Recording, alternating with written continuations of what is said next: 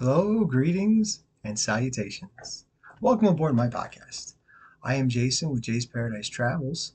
Thank you for tuning into this week's episode. I'm going to be continuing on with a trip that I had taken to Dallas some years ago. In a previous podcast, I talked about part of that trip. This was a trip that spanned 3 days, oh, maybe four if you include the day that I went home, and covered three games in those 3 days. Last week's episode, I talked about the first day of that trip when I flew into Dallas and caught the Dallas Cowboys. In this particular episode, I'm going to be talking about the Texas Tech Red Raiders. Before I get into the episode, a little housekeeping to do. Just so everyone's aware, if you do want to go someplace on vacation, if you want to go see the Texas Tech Red Raiders, go somewhere in Dallas, go on a cruise, which is my specialty, feel free to reach out to me. There's a couple ways that you can do so. One way is by email. My email address is j, which is Jay, j.paradise.travels@gmail.com. That's one way to get a hold of me. The second way to get a hold of me, you can reach out to me on social media. I have both a Facebook and Instagram account. They're exactly the same. Jay's Paradise Travels. And Jay's is Jays. There's no apostrophe in it. Make it nice and easy for you. Jay's Paradise Travels, either on Facebook or Instagram. You can reach out to me in one of those two ways. All right, so with the housekeeping out of the way, let's get into this week's episode. Once again, as I mentioned, I had gone to Dallas, visited a friend of mine, Corey, who lives in Houston, but drove up and picked me up from the airport.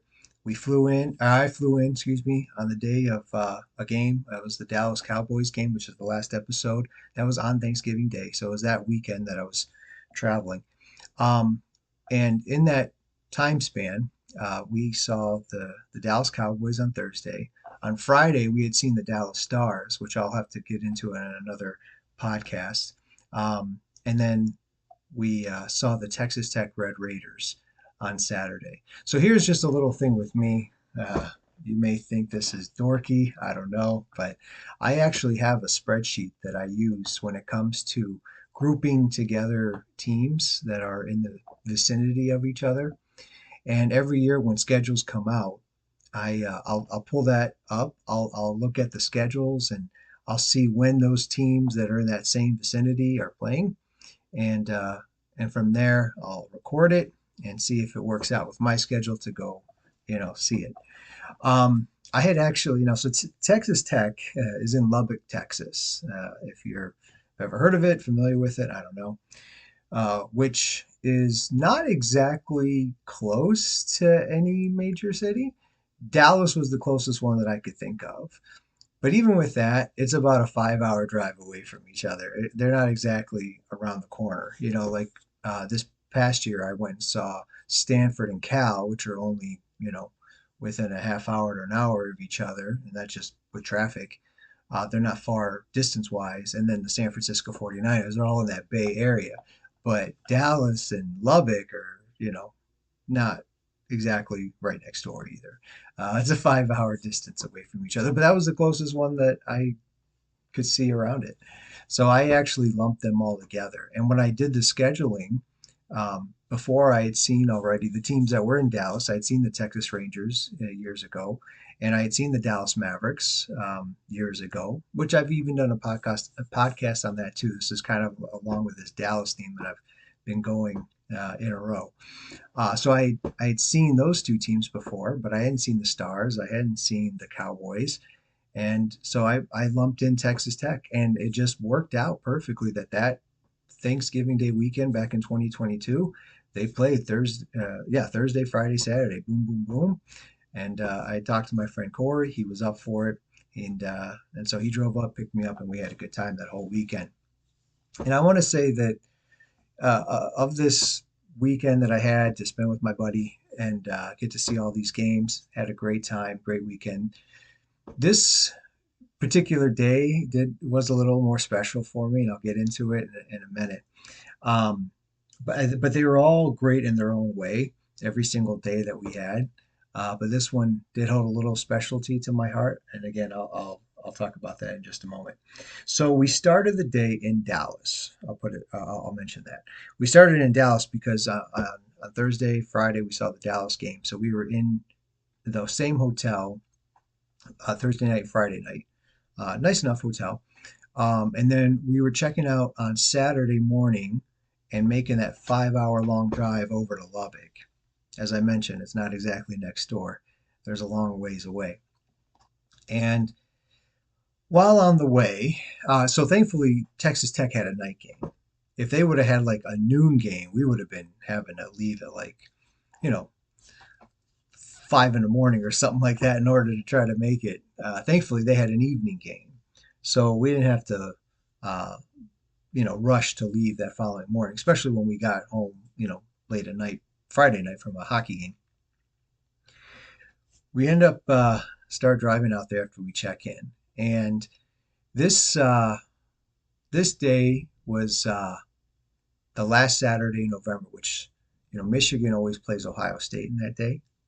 And this is kind of where I mentioned it had a little bit of a specialty to me, a little spoiler alert, I guess you could say. Obviously, if they lost, this wouldn't be special. But they had, so this is 2022. The year before that, in 2021, and I work at the stadium. Me and my wife work at the stadium. I know I'm going to go down a little bit of a Michigan rabbit hole with this, and this isn't a podcast about Michigan. It's about Texas Tech, but this was part of my experience of that day. That's why I'm relating it to you.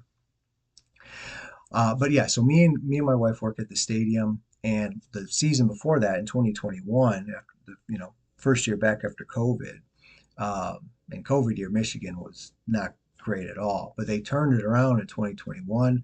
Some of their star players really took the lead, and there were some coaching changes, and they ended up having a great season and beating Ohio State for the first time in like a decade. For all the years that I had been working there, they had only won that game once, which was our very first year, and then lost everything since. So it was really exciting for them to, had finally get that monkey off their back and have a win against Ohio State. Well, 1 year later, you're thinking, okay, was it just a one-hit wonder? Was it an accident? Was it a fluke?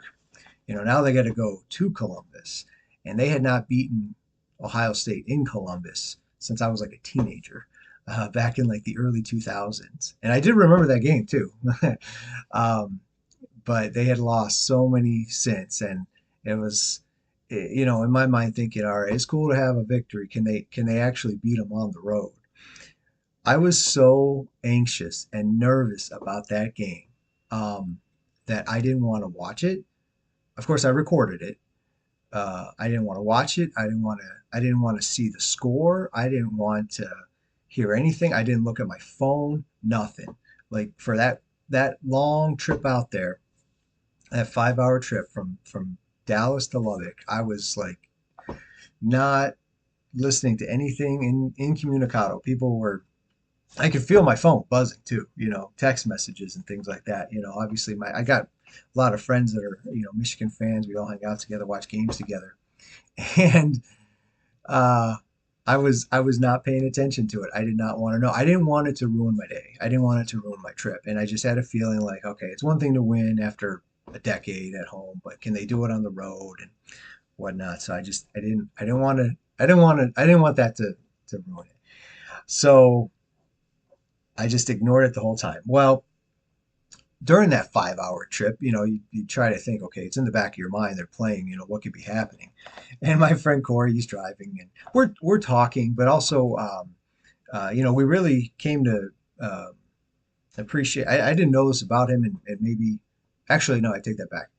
Um, when I lived there, I wasn't a fan of it quite yet, but since getting married, I became a fan of it. It was the show The Office, and he's a big fan of The Office too. And so we were watching a lot of it throughout this trip, and apparently, two of the characters that are on the show have a podcast that they talk about a show. Each episode, they'll go episode by episode and do like an in-depth analysis and some behind-the-scenes type of discussion, which I love behind the scenes type of things. Um, so we were listening to that, and each episode could be like an hour or something, long, and which a lot of podcasts are. And so this is just a side note. I've heard some people mention, when I talk about my podcast, they see the length and like, oh, that's too long. Like, really? I've seen podcasts out there an hour or 2 hours long. I've listened to podcasts that are an hour or 2 hours long. You put it on, you go to work or whatever. I don't know what that's about, but some people they want it shorter. I guess everyone's different. Anyway, that's a separate thing. Um, so each episode was like an hour something long. So we're listening to a few episodes and talking in between. And it could get my mind off of it, which was nice. I didn't think about it, but if I felt like my phone buzzed or if my mind went to it, like, oh, there's a game going on, what's going on, that pit in my stomach came back again. It was like, oh no, what's going on? Oh, I can't. And then I would try to distract myself again. We started talking, or we listened to the podcast. It helps. At one point, we stopped. Lubbock isn't. I mean, it's still a college town, but it's not like New York City or L.A. or Miami or something like that. Um, it's not this big thriving metropolis. So I don't want to say it's in the middle of nowhere, but kind of, sort of. uh, and so, anyways, I remember we stopped in this gas station in the middle of nowhere. Went in, got gas, used the bathroom, got some snacks and whatever we wanted, and I knew it was there, and at this point, I'm seeing what the time is. Remember, it's a 5-hour drive. Like this game is either coming to a finish or whatever. It's late in the game, so I really don't. And we're getting closer to Lubbock, uh, so we're going there. And I'm really trying my best to not focus on it. Well, we get to the hotel finally. Again, not quite the middle of nowhere, but very I feel like we're on the plains. It's just very flat all around. I don't see like mountains or anything. I don't see a lot of buildings or anything like that. But it's still a nice little area. So we get to the hotel, and I'm just somewhat of a nervous wreck, right? We're going in, and my friend's all cool and calm and collected about everything. I'm kind of a nervous wreck. We're checking in, and the person that's behind the counter, they're you okay? Everything all right? And I'm telling them what's going on and what we're doing, here and everything. They thought that was really cool. So, and at a certain point, I saw my phone, and my cousin's husband had a text, something to the effect of, "Well, that should do it." I'm thinking, what does that mean? I don't know. There's not, that should do it. Is that a good thing? Like they're gonna win it? Is that a bad thing? Like, oh, they threw an interception and they're gonna, that should. I don't know what that means. I still, so that made me even like more anxious and more, nervous in my stomach. So we go back out to the truck and to start getting our stuff, and I can't remember if I called my wife or she called me, but whatever it was, we ended up talking on the phone, and just letting her know I got there. I got there safe. We got there safe. Um, she watched the game, yeah. And, she's like, "Do you want to know?" And I'm like, I mean, eventually I'm going to find out anyways. Usually when you go to a game, they got scores from out of town on the scoreboard and everything. Somehow I'm going to eventually find out what happened in this game. I'm like, okay, sure, you can tell me. I'm just bracing brace for impact here. Like if they lose, this is going to ruin my trip here, ruin the rest of the day. And she's like, they won. And I screamed so loud. Yes! I mean, I can't do it now because, I mean, this was just pure raw emotion of so many years of Michigan losing in Columbus, getting that monkey off their back. In addition to the monkey just beating them in general the year before, but to get that monkey off their back after almost 2 decades of not winning in Columbus, I mean, it was like a lion's roar. You know how a lion's roar goes for miles? I mean, with that flat plain and not a lot of buildings or anything, I mean, all of Lubbock heard me scream out, yes! I just couldn't believe it. I was so excited. I was jumping up and down, I jumped on my friend and gave him a hug. I don't even think he knew what was going on. He probably did, but anyways, you're trying to unload something. And so just so thrilled, so excited that and then just it made the day, it made the whole trip just that much sweeter. I mean, it was awesome to see my friend. One of the best things about it, I hadn't seen him in years. We got to see 3 different sports games. We hung out. I mean, just all of it was a great weekend in general. But that cherry on the top was Michigan finally beating Ohio State in Columbus. Something, I mean, up until the year before that, I didn't know they're ever going to beat Ohio State ever again, let alone in Columbus. So that was just a beautiful cherry on top for me at that time, and what made this day even a little bit more special. All right, that's all I'm going to talk. Like, as I mentioned, this is not a Michigan podcast. Maybe one of these days I should do a Michigan podcast. I mean, I've gone to I work at their stadium, so I got plenty of experiences. But right now, this is a Texas Tech Red Raiders podcast, not a Michigan podcast. Even though the first, I don't know what is it, the 15-minute mark here, it's been all mostly about just what happened with that Michigan Ohio State game back then. If you are a fan of Michigan, you know what it's like. If you're a fan of Ohio State, you know what it's like. I mean, to win or lose, you know the emotion that goes into that game, and wanted to beat your rival. So, anyways, let's move on. So we got to the hotel. That happened. All that happened. I'm on cloud nine, and we bring our stuff in and check in. Well, we already checked in, but we bring our stuff in, rest up before we leave. Which we had a little bit of time, and I think we I can't remember if we like stayed there and just kind of rested a little bit and watched TV or not. But I do remember eventually when we were starting out to go to the game, whatever time that was. It was a night game, but it wasn't like when we got there, it was still daytime. By the time it was done, it was night. Um, anyways, as we're going there, we went to stop to get something to eat, and I'm kind of let's see what's something local, if possible.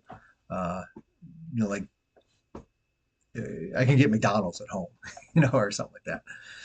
So we found like this little hole in the wall fast food place, which had like I want to say like tacos and burritos and things like that. And we ended up getting there, and they were so good. I don't remember the name of the place. I'm sorry, I can't give a shout out to you, uh, whoever you were. Don't remember the name of the place. My friend might remember. I don't know. Yeah, so we had that, and that was really delicious, and we ended up eating that before we went to the game. We got there, and we ended up parking, getting in, and as I mentioned, it was light out to start, but it ended up being dark. So even though it was an evening game, it wasn't dark quite yet. So I can't remember what time it started. Maybe it was like around 6 or something like that. Because usually around the end of November, I think it does get kind of darker earlier. Was it an afternoon game?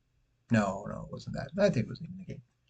Anywho, so the game itself was quite interesting. This ended up being like a classic Big 12 shootout. Now, since that time frame, Oklahoma, which is the team that they were playing, has moved from the Big 12 and are in the SEC currently at the time of this recording. Texas Tech was in the Big 12. They still are at the time of this recording. I say that because who knows what teams will do from year to year. Uh, and apparently, when I was looking up some stats on this, Texas Tech hadn't beaten Oklahoma. They had like a 10-game losing streak to them.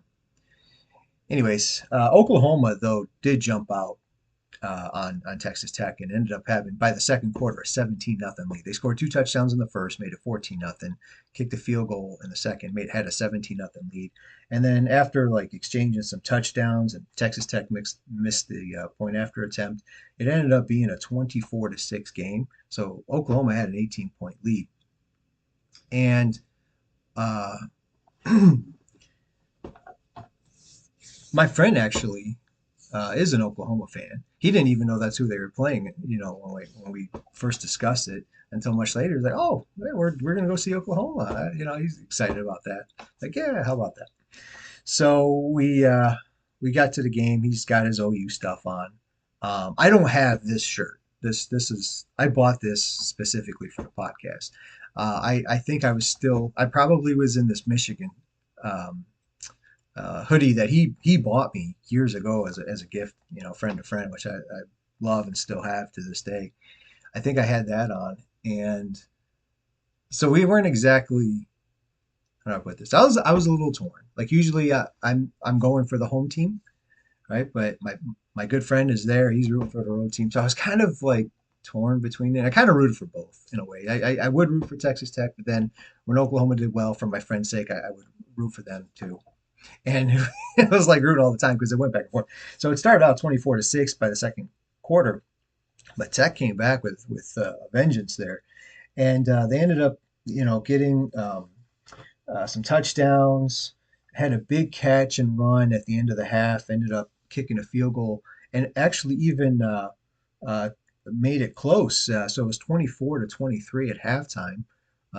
What it was an 18-point lead, it was down to one. And they carried that momentum into the second half, ended up even taking the lead. They did exchange some touchdowns, um, and kind of went back and forth. So they would take the lead. Oh, you tied it up. Um, Throughout that third and fourth quarter, kind of went back and forth pretty well. Near the end of the game, though, um,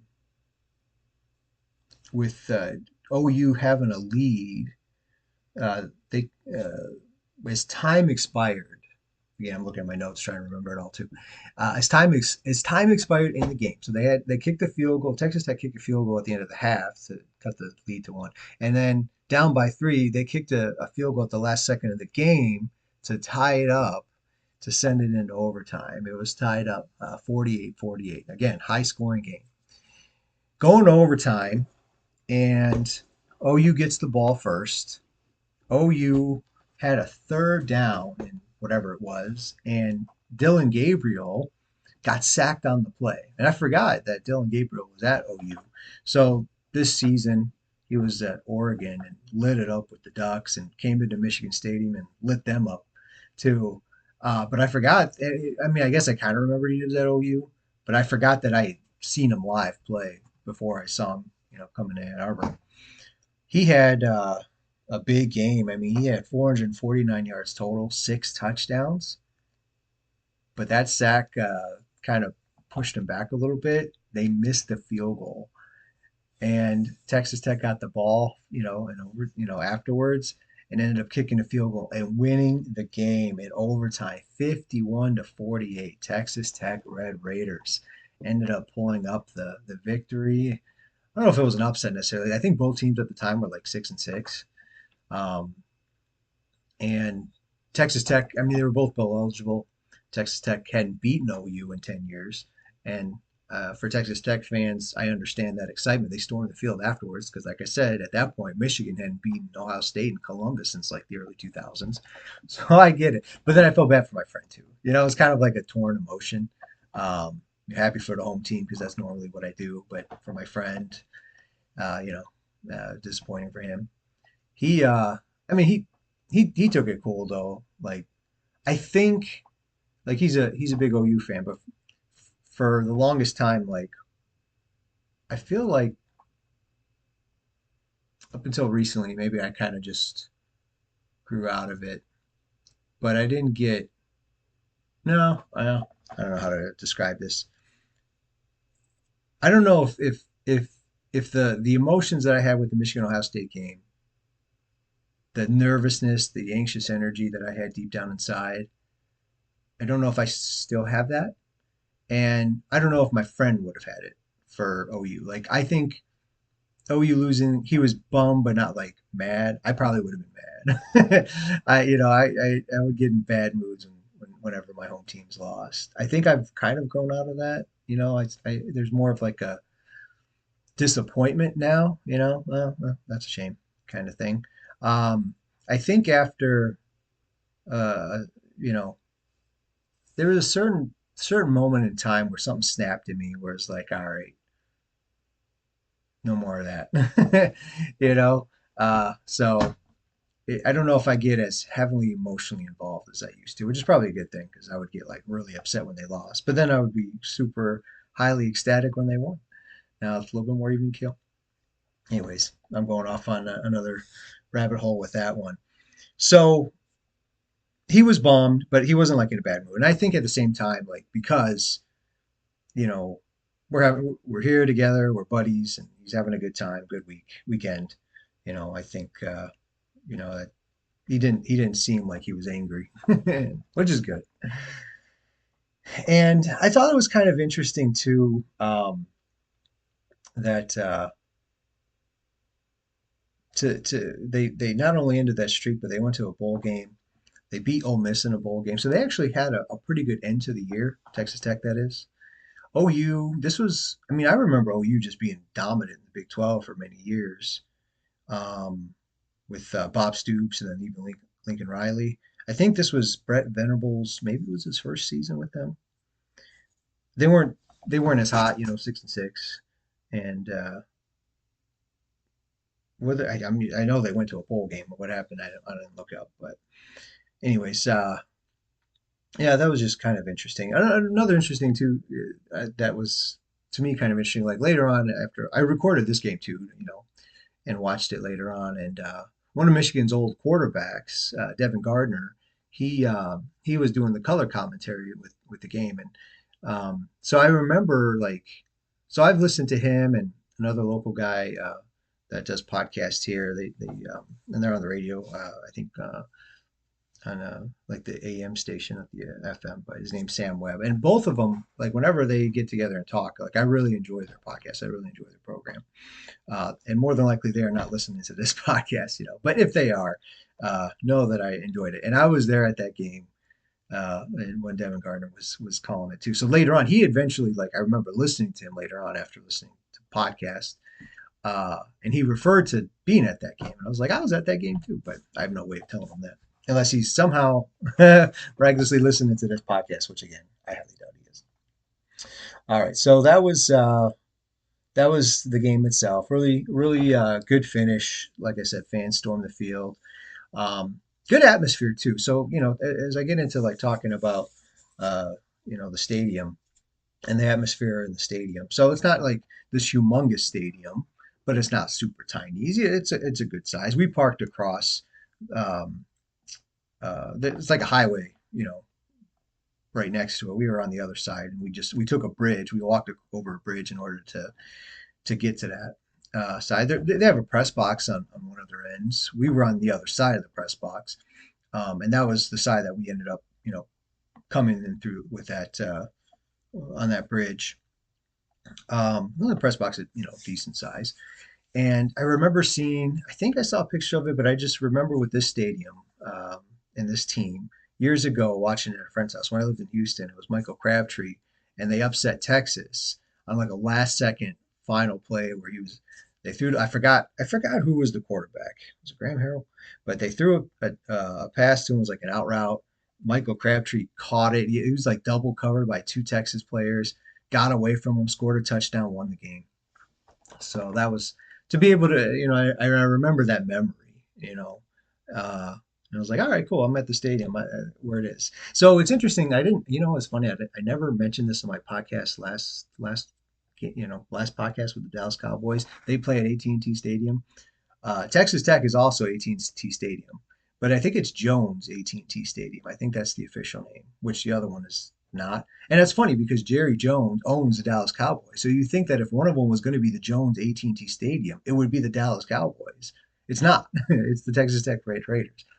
I don't know if Jerry Jones is a part of it, and that's the reason why his name. I don't think that is. I don't recall ever hearing that. I could do research on it. It might be another Jones, some alumni or something. I don't know. But Jones AT&T Stadium, capacity of around 60,454, according to what I looked up. And it seems like we had an attendance that night of 51,126. That seemed about right. It did seem pretty full. Maybe not like jam packed, like every seat taken, but it did seem pretty full.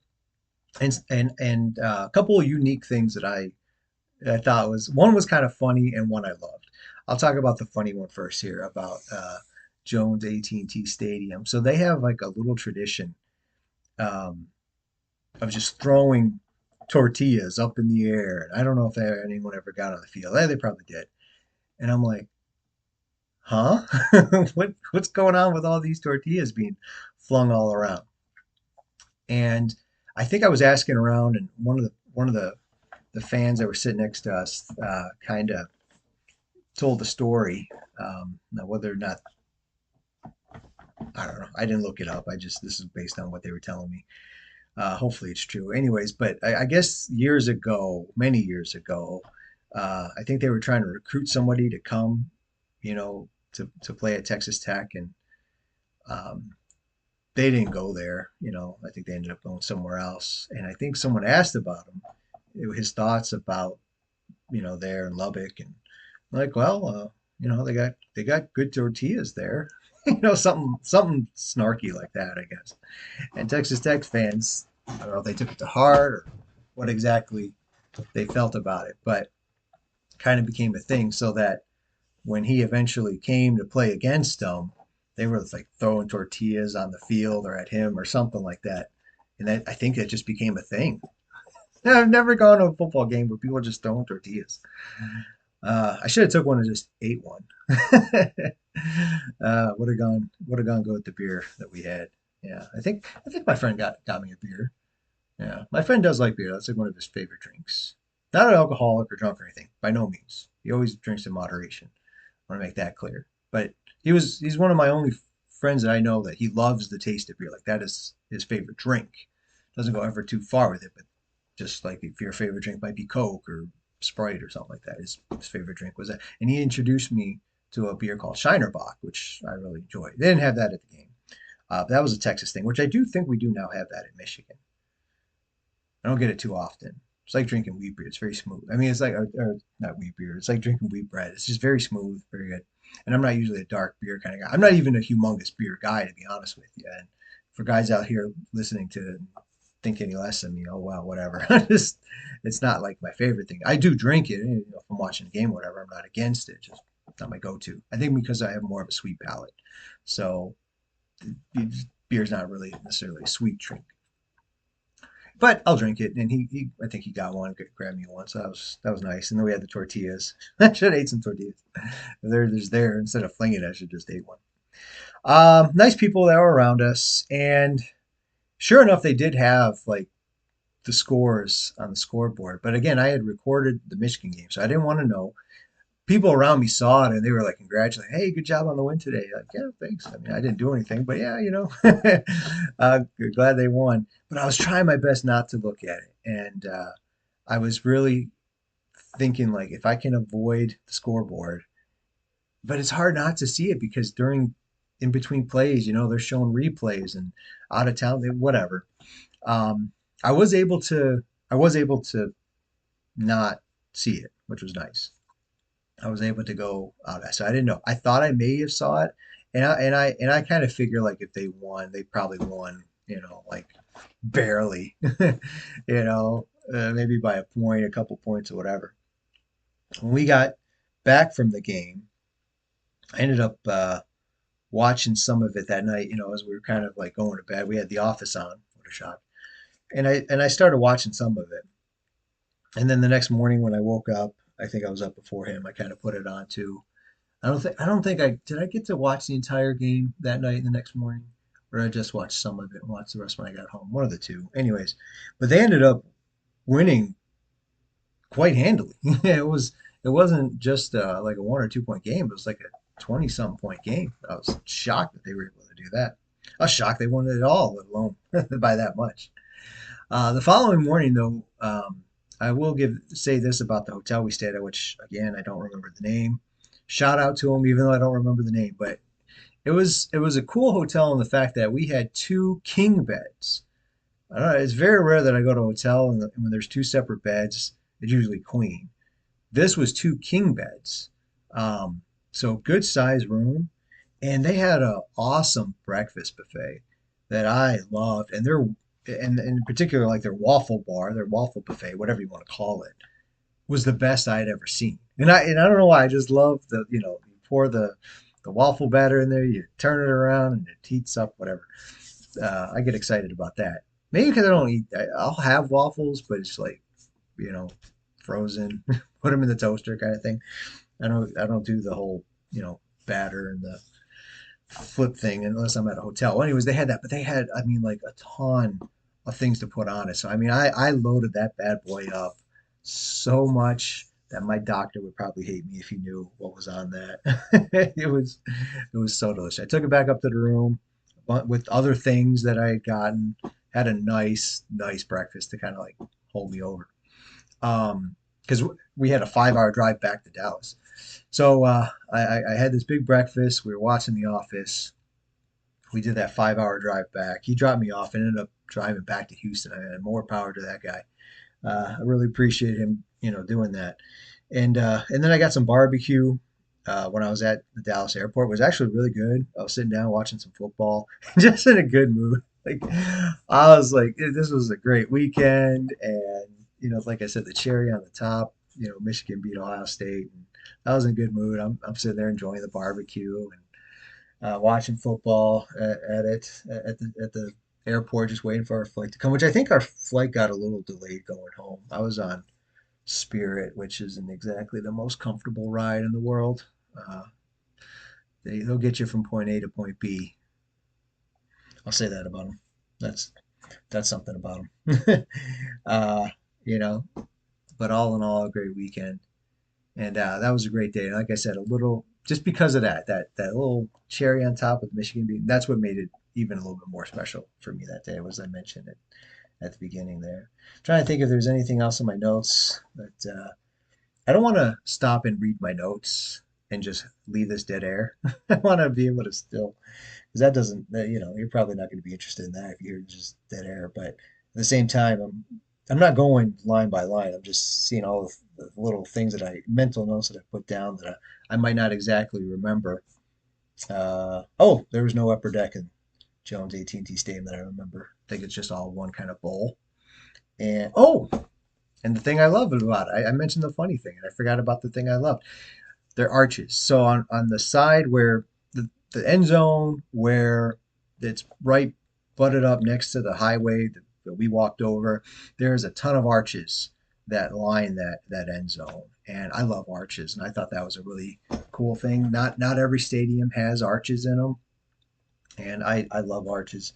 So that was cool to see. And as I mentioned, there was no upper deck, which no big deal. But I just remember that about the stadium. Um, yeah, I think that covers pretty much all the stuff. The game itself, my experience before, or after, a little bit of the stadium, the uniqueness of it. Like I said, every stadium's kind of unique. Some kind of feel generic. I've gone there, nothing really stands out too much. But with Texas Tech, the tortillas thing really stood out to me. Those arches stood out to me. And like I said, uh, it was still a lively game, and it was a conference. Game. It was their senior day. We got because we got in early. We got to see like the pregame stuff, and I enjoy that. Senior day, which is going to be any senior's last home game. Um, and so the fans definitely came out, and for not being like you know 100,000, it was still a good turnout and good crowd, and good atmosphere. So definitely enjoyed it. Definitely, as I mentioned, I had a little specialty with my heart there with everything going on. I explained that to you. If you ever want to go see Texas Tech, let me know. If you want to go to visit Texas, um, let me know. If you want to go on a cruise, which is my specialty, let me know. Again, there's a few ways you can reach out to me, a couple ways, I should say. You can email me at j.paradise@gmail.com, jay.paradise@gmail.com. That's my email address. Or you can reach out to me on social media at Jay's Paradise Travels, Jays, no apostrophe in that. I guess there is a few ways. I guess you could even leave a comment too. And if you wanted to, feel free to leave a comment. Feel free to like, rate, share, subscribe, all those good things that us podcasters need in order to keep our podcast going. And this is a business of mine that I'm continuing to try to build up here. So word of mouth is always huge. And so if you can share it, if you can subscribe to it, like it, all of that helps. And be able to get that name out there, Jay's Paradise Travels out there, and hopefully be able to help as many people with their travel needs as possible. Again, especially if you want to go on a cruise or go see a game like Texas Tech. Thank you for listening today. Hope you enjoyed it. Hope you learned something from it. Hope this was worth your time. And I'll talk to you guys another time later. Take care. Bye bye.